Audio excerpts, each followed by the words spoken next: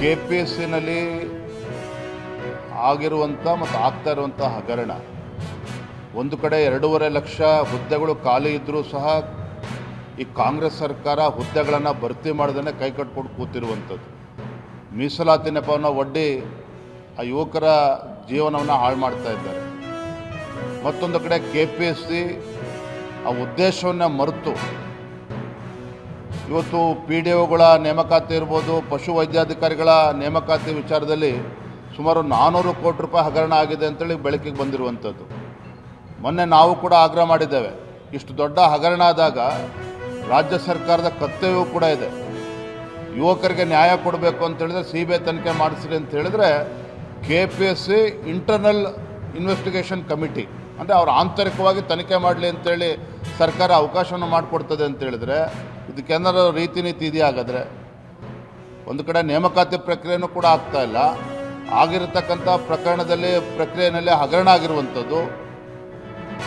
Village accountant officer ಇರ್ಬೋದು, PDOಗಳಿರ್ಬೋದು, ಪಶು ವೈದ್ಯಾಧಿಕಾರಿಗಳ appointment ಇರ್ಬೋದು, ಭಾಳ ದೊಡ್ಡ ಹಗರಣ ಇದರಲ್ಲಿ ಆಗಿದೆ. ಎಲ್ಲೋ ಒಂದು ಕಡೆ ರಾಜ್ಯ ಸರ್ಕಾರ ಮೀನಾಮೇಷ ಮಾಡ್ತಾ ಇದೆ. ಏನು ಪಶು ವೈದ್ಯಾಧಿಕಾರಿಗಳ ಹಗರಣದಲ್ಲಿ, ನೇಮಕಾತಿ ಹಗರಣದಲ್ಲಿ ವಿದ್ಯಾರ್ಥಿಗಳು ಕಂಪ್ಲೇಂಟ್ ಕೊಡೋಕ್ಕೆ ಹೋದರೆ ಬೆಳಗ್ಗೆ 9 ಗಂಟೆಗೆ ಹೋದರೆ ರಾತ್ರಿ 3 ಗಂಟೆಗೆ FIR ದಾಖಲು ಮಾಡಿದ್ದಾರೆ. ಇದು ರಾಜ್ಯ ಪೊಲೀಸ್ ವ್ಯವಸ್ಥೆ ಇರುವಂಥದ್ದು. ಎಲ್ಲೋ ಒಂದು ಕಡೆ ರಾಜ್ಯ ಸರ್ಕಾರ ಇವತ್ತು ಮೀನಾಮೇಷ ನೋಡ್ತಾ ಇದೆ ಅದು ತನಿಖೆ ಮಾಡೋದರಲ್ಲಿ. KPSCನಲ್ಲಿ ಆಗಿರುವಂಥ ಮತ್ತು ಆಗ್ತಾ ಇರುವಂಥ ಹಗರಣ, ಒಂದು ಕಡೆ 2.5 ಲಕ್ಷ ಹುದ್ದೆಗಳು ಖಾಲಿ ಇದ್ದರೂ ಸಹ ಈ ಕಾಂಗ್ರೆಸ್ ಸರ್ಕಾರ ಹುದ್ದೆಗಳನ್ನು ಭರ್ತಿ ಮಾಡ್ದೇ ಕೈ ಕಟ್ಕೊಂಡು ಕೂತಿರುವಂಥದ್ದು, ಮೀಸಲಾತಿ ನೆಪವನ್ನು ಒಡ್ಡಿ ಆ ಯುವಕರ ಜೀವನವನ್ನು ಹಾಳು ಮಾಡ್ತಾ ಇದ್ದಾರೆ. ಮತ್ತೊಂದು ಕಡೆ KPSC ಆ ಉದ್ದೇಶವನ್ನು ಮರೆತು ಇವತ್ತು PDOಗಳ ನೇಮಕಾತಿ ಇರ್ಬೋದು, ಪಶು ವೈದ್ಯಾಧಿಕಾರಿಗಳ ನೇಮಕಾತಿ ವಿಚಾರದಲ್ಲಿ ಸುಮಾರು 400 ಕೋಟಿ ರೂಪಾಯಿ ಹಗರಣ ಆಗಿದೆ ಅಂತೇಳಿ ಬೆಳಕಿಗೆ ಬಂದಿರುವಂಥದ್ದು. ಮೊನ್ನೆ ನಾವು ಕೂಡ ಆಗ್ರಹ ಮಾಡಿದ್ದೇವೆ, ಇಷ್ಟು ದೊಡ್ಡ ಹಗರಣ ಆದಾಗ ರಾಜ್ಯ ಸರ್ಕಾರದ ಕರ್ತವ್ಯವೂ ಕೂಡ ಇದೆ. ಯುವಕರಿಗೆ ನ್ಯಾಯ ಕೊಡಬೇಕು ಅಂತ ಹೇಳಿದ್ರೆ CBI ತನಿಖೆ ಮಾಡಿಸ್ರಿ ಅಂತ ಹೇಳಿದ್ರೆ KPSC ಇಂಟರ್ನಲ್ ಇನ್ವೆಸ್ಟಿಗೇಷನ್ ಕಮಿಟಿ ಅಂದರೆ ಅವ್ರು ಆಂತರಿಕವಾಗಿ ತನಿಖೆ ಮಾಡಲಿ ಅಂತೇಳಿ ಸರ್ಕಾರ ಅವಕಾಶವನ್ನು ಮಾಡಿಕೊಡ್ತದೆ ಅಂತ ಹೇಳಿದ್ರೆ ಇದಕ್ಕೇನಾದ್ರು ರೀತಿ ನೀತಿ ಇದೆಯಾಗಾದರೆ, ಒಂದು ಕಡೆ ನೇಮಕಾತಿ ಪ್ರಕ್ರಿಯೆನೂ ಕೂಡ ಆಗ್ತಾ ಇಲ್ಲ, ಆಗಿರತಕ್ಕಂಥ ಪ್ರಕ್ರಿಯೆಯಲ್ಲಿ ಹಗರಣ ಆಗಿರುವಂಥದ್ದು. ವಿಲೇಜ್ ಅಕೌಂಟೆಂಟ್ ಆಫೀಸರ್ ಇರ್ಬೋದು, PDOಗಳಿರ್ಬೋದು, ಪಶು ವೈದ್ಯಾಧಿಕಾರಿಗಳ ಅಪಾಯಿಂಟ್ಮೆಂಟ್ ಇರ್ಬೋದು, ಭಾಳ ದೊಡ್ಡ ಹಗರಣ ಇದರಲ್ಲಿ ಆಗಿದೆ. ಎಲ್ಲೋ ಒಂದು ಕಡೆ ರಾಜ್ಯ ಸರ್ಕಾರ ಮೀನಾಮೇಷ ಮಾಡ್ತಾ ಇದೆ. ಏನು ಪಶು ವೈದ್ಯಾಧಿಕಾರಿಗಳ ಹಗರಣದಲ್ಲಿ, ನೇಮಕಾತಿ ಹಗರಣದಲ್ಲಿ ವಿದ್ಯಾರ್ಥಿಗಳು ಕಂಪ್ಲೇಂಟ್ ಕೊಡೋಕ್ಕೆ ಹೋದರೆ ಬೆಳಗ್ಗೆ 9 ಗಂಟೆಗೆ ಹೋದರೆ ರಾತ್ರಿ 3 ಗಂಟೆಗೆ FIR ದಾಖಲು ಮಾಡಿದ್ದಾರೆ. ಇದು ರಾಜ್ಯ ಪೊಲೀಸ್ ವ್ಯವಸ್ಥೆ ಇರುವಂಥದ್ದು. ಎಲ್ಲೋ ಒಂದು ಕಡೆ ಕಾವೇರಿ ನೀರಾವರಿ ವಿಚಾರದಲ್ಲಿ ಏನು ನಿನ್ನೆ ಸ್ವಲ್ಪ ನೀರು ಬಿಡಬೇಕು ಅಂತೇಳಿ ಆದೇಶ ಕೊಟ್ಟಿದ್ದಾರೆ. ನಮಗಿನ್ನ ವರ್ಣ ರೂಪಾಯಿ ತೋರಿಸಿಲ್ಲ. 2 ಬಾರಿ ಅವರು ಅವ್ರ ರಿಕ್ವೆಸ್ಟ್ನ ರಿಜೆಕ್ಟ್ ಮಾಡಿದ್ರು. ಈ ಬಾರಿ ಸ್ವಲ್ಪ ನೀರು ಬಿಡಬೇಕು ಅಂತ ಹೇಳಿದ್ದಾರೆ. ಸೊ ನಾನು ಅವ್ರ ಆರ್ಡರ್ನ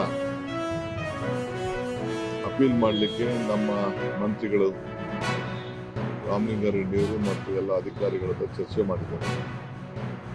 against that order we are appealing. So ಆಮೇಲೆ ನಾವು ತೀರ್ಮಾನ ಮಾಡ್ತೀವಿ. ಅದಾದಮೇಲೆ ನಾನು ಅಪೋಸಿಷನ್ ಪಾರ್ಟಿ ಲೀಡರ್ಸ್ ಹತ್ರ ಕೂಡ ನಾನು ಬೆಂಗಳೂರು ಹೋದ್ಮೇಲೆ ಮಾತಾಡಿ ಆಮೇಲೆ ತೀರ್ಮಾನವನ್ನು ಮಾಡ್ತೀನಿ. ಈ ಮಧ್ಯದಲ್ಲಿ ತಮಿಳುನಾಡು ಚೀಫ್ ಮಿನಿಸ್ಟರ್ ಕೂಡ ನನ್ನ ಹತ್ರ ಬಂದು ಮಾತಾಡಲಿಕ್ಕೆ, ಕೆಲವು ವಿಚಾರಗಳನ್ನ ಮಾತಾಡಲಿಕ್ಕೆ ಅವರು ಇಂಗಿತವನ್ನು ವ್ಯಕ್ತಪಡಿಸಿದ್ದಾರೆ. ನಮ್ಮ ಚೀಫ್ ಸೆಕ್ರೆಟರಿಗೂ ಲೆಟರ್ ಬರೆದಿದ್ದಾರೆ. ನನ್ನ ಹತ್ರನೂ ಫೋನಲ್ಲಿ ಮಾತಾಡಿದ್ದಾರೆ. ಸೊ ನಾವು ಕೂಡ ಗೌರವದಿಂದ ಅವ್ರಿಗೆ ನೋಡಬೇಕಾದ್ದು ನಮ್ಮ ಕರ್ತವ್ಯ. ಆಯ್ತು ಬನ್ನಿ ಅಂತ ನಾನು ಹೇಳಿದ್ದೇನೆ. ಜೊತೆಗೆ ನಾನು ಕೂಡ ನಮ್ಮ ರಾಜ್ಯದ ಕಾವೇರಿ ಜಲಾನಯನ ಪ್ರದೇಶ ಕೂಡ ನೀವು ನೋಡಿ ಅಂತ ಕೂಡ ಒಂದು ರಿಕ್ವೆಸ್ಟ್ ಮಾಡಿದ್ದೇನೆ. ಅದಕ್ಕೆಲ್ಲ ವೀಕ್ಷಣೆ ಮಾಡಲಿಕ್ಕೆ ಹೆಲಿಕಾಪ್ಟರ್ ವ್ಯವಸ್ಥೆ ಎಲ್ಲ ಮಾಡ್ತೀವಿ ಅಂತ ಹೇಳಿದ್ದೇನೆ. ಅದು ನೋಡೋಣ ಅವರ ತೀರ್ಮಾನ, ಯಾಕೆಂದರೆ ಅವ್ರಿಗೂ ಫ್ಯಾಕ್ಚುಯಲ್ ಅನುಭವ ಆದಷ್ಟು ಒಳ್ಳೆಯದು. ಸೊ ಆ ದೃಷ್ಟಿಯಿಂದ ಇದೊಂದು ಮಹತ್ವದಂಥ ನಿರ್ಣಯ, ಸೌಹಾರ್ದತೆಯ ನಿರ್ಣಯ, ಅಭಿಪ್ರಾಯಗಳು, ಅವ್ರ ವಿಚಾರ ಏನಿದೆ ಅಂತ ನನಗೆ ಅರ್ಥ ಆಗಿದೆ. ಅವರ ಅದೇ ಬರ್ತೀನಿ ಅಂದಾಗ ನಾವು ಒಬ್ಬ ಅತಿಥಿನ ಗೌರವದಿಂದ ಸ್ವೀಕಾರ ಮಾಡಬೇಕಾದ ನಮ್ಮ ಕರ್ತವ್ಯ. ಆಯ್ತು ಬನ್ನಿ ಅಂತ ಹೇಳಿದ್ದೇನೆ. ಅದಕ್ಕೆ ಸಿದ್ಧತೆ ಕೂಡ ನಾವು ಮಾಡ್ಕೊಳ್ತೀವಿ. ಸೊ ನಮ್ಮ ಅಪೀಲ್ ಏನೇನೆ ಆರ್ಡರ್ ಆಗಿದೆ ಅದಕ್ಕೆ ಸಿದ್ಧತೆ ಆಗ್ತಾರೆ. ಇವತ್ತು ಅಡ್ವೊಕೇಟ್ ಜನರಲ್ಲು ಮತ್ತು ನಮ್ಮ ಲೀಗಲ್ ಎಕ್ಸ್ಪರ್ಟ್ಸು ಮತ್ತೆಲ್ಲ ನಮ್ಮ ಅಧಿಕಾರಿಗಳು ಅದಕ್ಕೆ ಸಿದ್ಧತೆಯನ್ನು ಮಾಡ್ಕೊಳ್ತಾರೆ. ಇವತ್ತು ಬೆಳಿಗ್ಗೆ 10-11ವರೆಗೆ ಮೀಟಿಂಗ್ ಆಗಿದ್ದು ಸೀನಿಯರ್ ಲಾಯರ್ಸ್ ಅದು ಆಗಿದೆ. ನಮ್ಮ ಮಂತ್ರಿಗಳು ಮಾಡಿದ್ದಾರೆ, ನಾನು ಮಾತಾಡಿದ್ದೀನಿ, ಎಲ್ಲ ಮಾತಾಡಿದ್ದೀನಿ. ಅಪೀಲ್ ಮಾಡಬೇಕು ಒಂದು ನಮ್ಮ ತೀರ್ಮಾನ. CWMA ಮತ್ತು ಸುಪ್ರೀಂ ಕೋರ್ಟಿಗೆ ಸರ್ ಅವ್ರು ಬಿಟ್ಟಿದ್ದೀನಿ. ಒಂದು ಸ್ಟೇಜ್ ಯಾವ ಸ್ಟೇಜ್ ಆದ್ಮೇಲೆ ನೆಕ್ಸ್ಟ್ ಸ್ಟೇಜ್ ಏನು ಅಂತ ಹೇಳಿ